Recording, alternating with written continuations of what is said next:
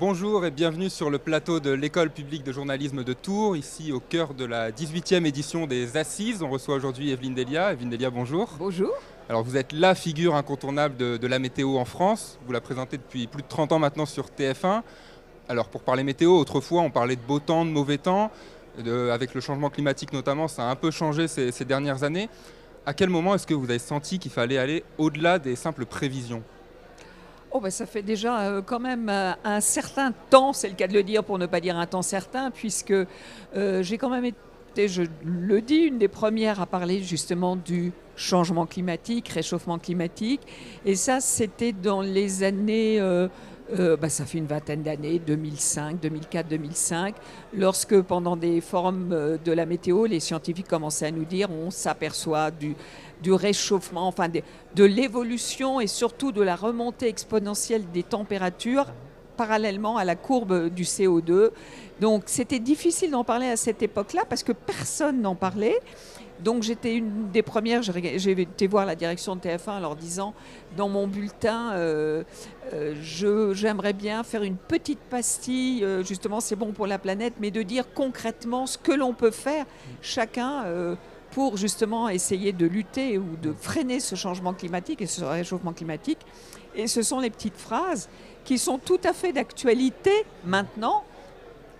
Par exemple, chauffer 1 degré en moins, c'est 7% d'économie d'énergie. Ça, c'est tout à fait valable encore au jour d'aujourd'hui. Et il y a des choses qui sont amusantes parce que j'avais écrit un livre aussi, C'est bon pour la planète.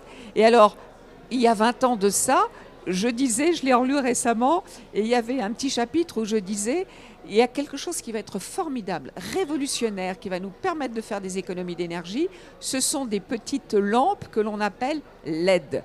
Les LED, c'était le démarrage de ça, et maintenant on voit justement l'évolution. Et justement, comment est-ce qu'on fait pour pouvoir toujours adopter le bon ton, pour alerter sur ces sujets-là, sans pour autant tomber dans l'anxiété climatique ? Absolument, il ne faut surtout pas être anxiogène, il faut être responsable. Alors, positiver, ça veut dire quoi? Ça ne veut pas dire « Oh non, mais vous inquiétez pas, tout va s'arranger ». C'est de dire qu'est-ce qu'on peut faire soi-même, être positif pour.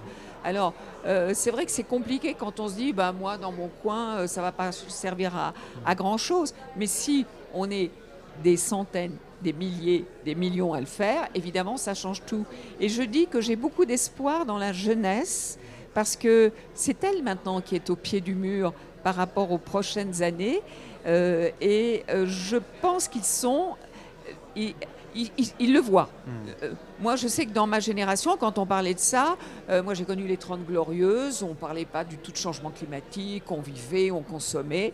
Et là, maintenant, les jeunes s'aperçoivent qu'il faut tout de même changer sa façon de consommer.